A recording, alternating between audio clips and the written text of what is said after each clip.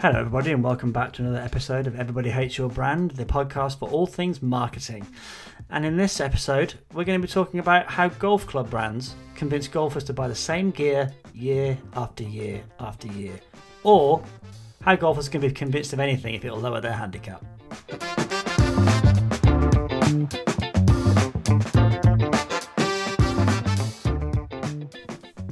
If I was to ask you about the brands of the most accomplished marketers in the world right now, I would probably get a bunch of different answers. Some would suggest Apple, some would bring up Nike, some of the classic Unilevers or Procter & Gamble's. Some might even suggest the likes of Tesla, God help us, Coinbase, or another tech darling. All those answers are valid in one way or another, but I put it to you that a case can be made for another set of brands, one that convinces millions of people globally to replace products with new ones every year that have very few tangible benefits, one that is limited by regulations that restrict meaningful innovation, one that uses fascinating behavioural science techniques to nudge customers to buy. Who might I be talking about? Well, the answer is golf equipment manufacturers, the likes of Callaway, Titleist, TaylorMade, Cobra, Ping and Mizuno. Golf is big business. The golf equipment global market is predicted to be worth $9.3 billion by 2026, according to Statista. Golf clubs make up about 45% of that revenue, and it's the most intriguing part of the market. Balls, tees, shoes and clothing are all perishable to a greater or lesser degree and need to be bought regularly. But clubs, well, they aren't perishable unless you snap one over your knee after an awful shot. Despite what the golf club manufacturers would have you believe, golf club performance is measured by distance, forgiveness, which is essentially the ability of a ball to still travel well after an off-centre hit on the club face, and accuracy don't really improve dramatically year on year. Or if they do, those differences are so statistically small that you'd need to hit thousands of shots with immaculate consistency to see them.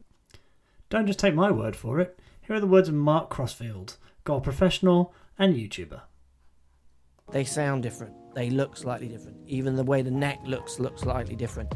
These are all things that might affect it, down to even brand alliances, which with the numbers fit, most drivers are going to come out numbers-wise so similar nowadays, apart from if you go for low-spin models and those kind of things, where the needle does shift a little bit, you're going to see very big similarities. Are they the same? No. Are they all the same? Yeah, as well. It depends what you want to measure. The reason for this lack of dramatic annual improvement centres around the tight restrictions on equipment that the governing bodies of the game, the United States Golf Association and the Royal and Ancient, jointly set. Their job is to manage, enforce and update the rules of golf from the professional game to the lowliest of amateurs, and part of those rules cover the equipment that golfers can use in competition. This is what they describe as their stated aim. While not wishing to stifle innovation, the purpose of the equipment rules is to protect the traditions of the game, to prevent an over-reliance on technological advances rather than on practice and skill, and to preserve skill differentials throughout the game. So, in practice, what does that mean? Well, a club can't have multiple shafts or heads. No part of the golf club should be designed to move, and there are restrictions on head size, i.e. the bit you hit the ball with, and the length of the club. For example, the maximum head volume of a driver, which is likely the most expensive club in a golfer's bag, cannot exceed 460cc, and its length cannot exceed 48 inches. They even restrict things like the thickness of the club face. Now, all that is to ensure that a good shot is down primarily to the player and not the equipment, as they state in their aim. Whilst equipment manufacturers could likely create clubs that would allow pros and amateurs to have a much easier time of it on the golf course, they don't really manufacture equipment outside of the regulations that have been set. A survey from MyGolfSpy proves the point that most amateur golfers wouldn't play non-conforming clubs outside of maybe some recreational rounds that don't count to a handicap. 47.6% said they would never buy non-conforming clubs, and another third said they might buy non-conforming clubs for recreational use. There aren't many other industries where innovation is regulated so closely. Whilst the EU may force Apple to adopt USB-C charging, no one's saying their phones must be a certain size or weight. No one is telling Nike that their t-shirts must be made from cotton and be a specific size. You could say that the golf club manufacturers are playing with a handicap. I'll pause for you all to groan at that terrible pun. Because of those regulations, a pillar of brand growth has been removed, the ability to create truly seismic changes in performance for a golfer. So, what do golf club manufacturers do? Well, they still have plenty of tricks up their sleeve, most of which are traditional, lots of TV ads during TV golf coverage, sponsorship of events, digital advertising, etc. But they also rely on some powerful behavioural science principles to reinforce their marketing plans. The first of those is social proof. Now, as we all know from Professor Byron Sharp, a key driver, if you'll excuse the pun, there's going to be a lot of those, of brand growth is creating mental availability, the likelihood that a buyer will notice, recognise and or think of a brand in buying situations. Fundamentally, therefore, it's about memory and the need to build and reinforce brand-linked memory structures that make the brand easier to notice and ultimately to buy. And one of the ways of doing that is by using social proof.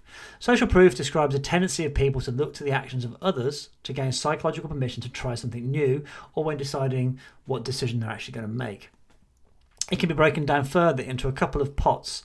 The first is similar others, essentially proof that people we admire, identify with, or are part of our community are using a product or doing something. The second pot is many others, proof that a lot of people are using a specific product.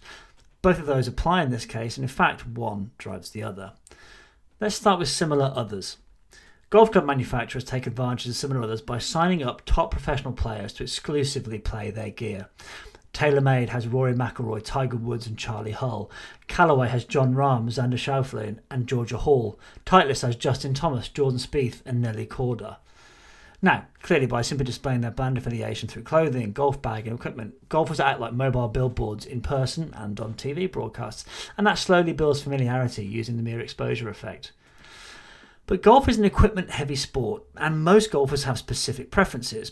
So by playing a brand's equipment, and ideally succeeding, it sends some simple social proof messages.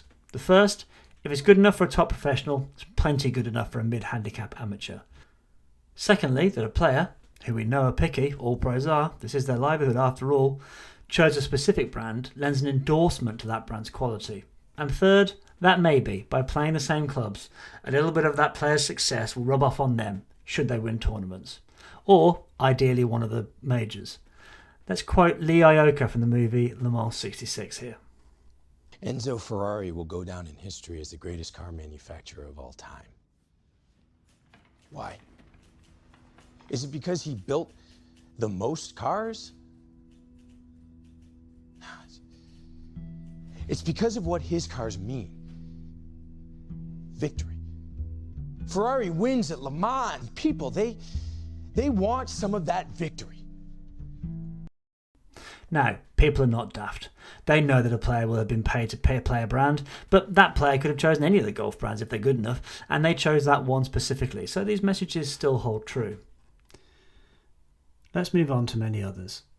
The offshoot of similar others is that amateur golfers buy the new gear they see pros play with, then play with other amateurs and talk about their clubs. The more visible new clubs become on a course worldwide, the more people think that club is effective and the more they look to buy that brand. That can be amplified through distinctiveness. One of the things that TaylorMade, Nike, when they made clubs, and to a lesser degree Cobra and Mizuno have done, is create drivers and fairway woods that are highly distinctive visually. Most clubs in that class are black, maybe matte black, if you're feeling fancy. But when you look at some of the clubs that have been created by the brands I've mentioned, you'll see turquoise, red, white. The current TaylorMade Stealth driver has a red face.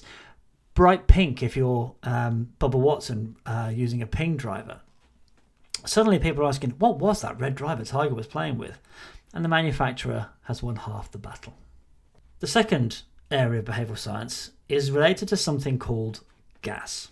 So GAS in this context stands for Gear Acquisition Syndrome. And it makes its presence known in both creative and sporting endeavours where equipment is a huge part of the activity. You hear about it with guitar players buying lots of guitars, effects pedals and amps. You see it in cycling, fishing, photography and, of course, golf. What is GAS?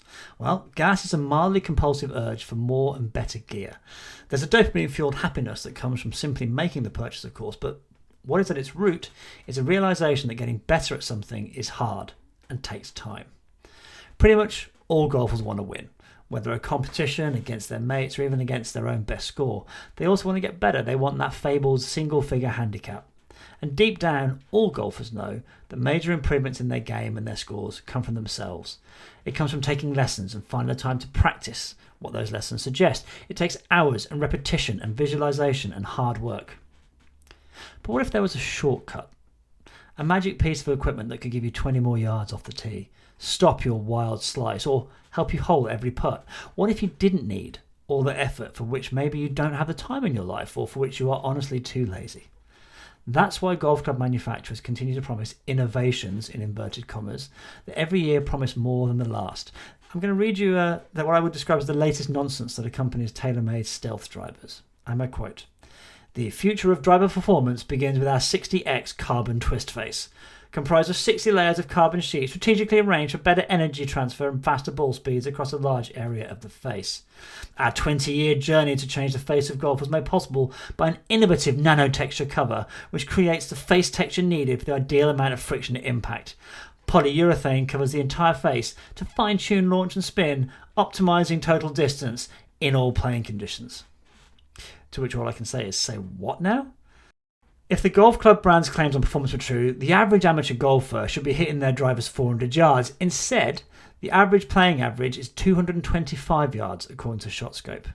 But the never-ending promises of shortcuts to improve performance by buying new gear from the manufacturers give the golfers gas to burn.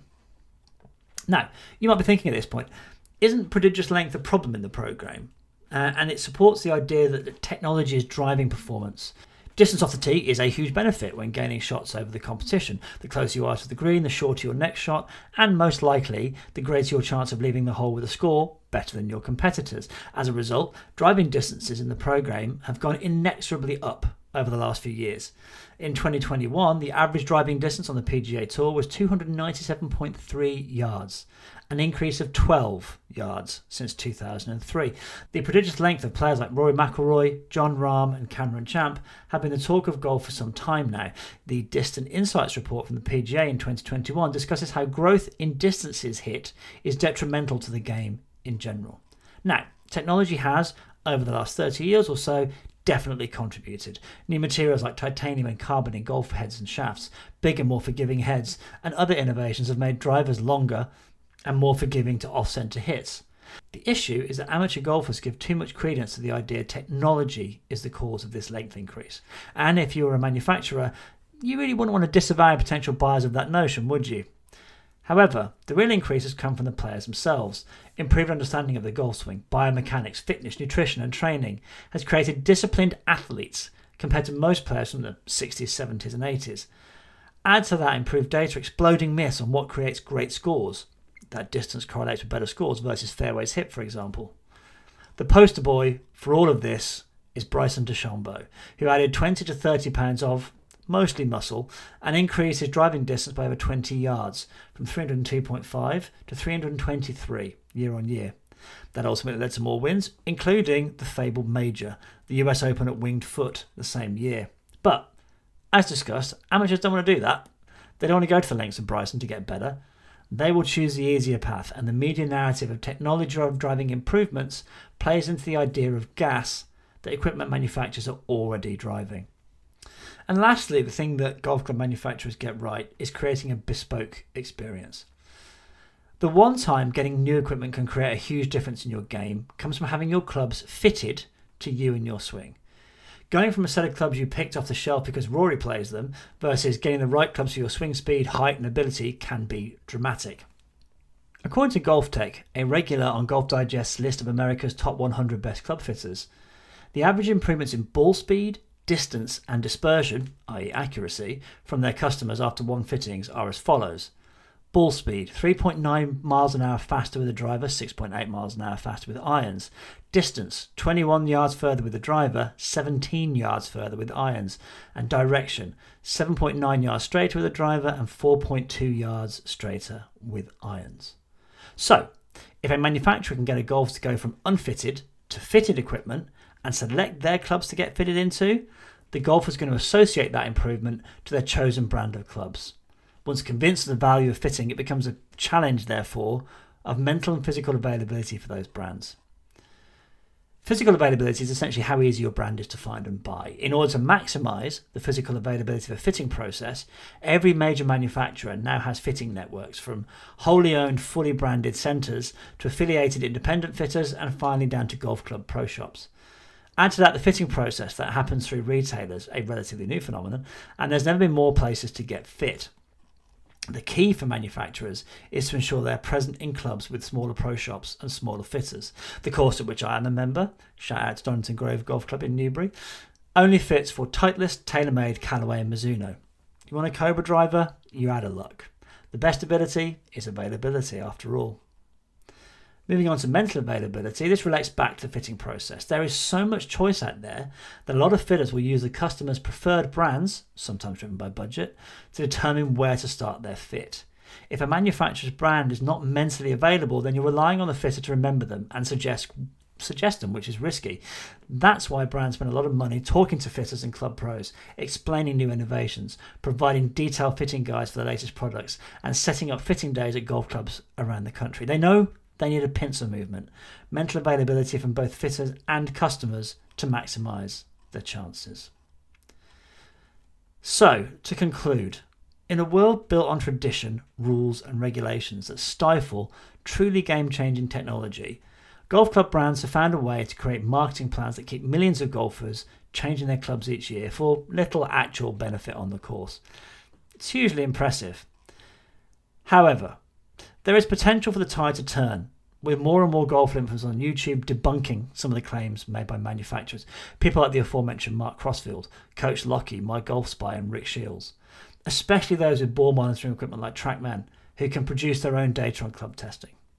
It's going to be interesting to see whether the brands change their tactics in the face of this, but for now, golfers will keep buying in that never-ending search for the perfect 18 holes.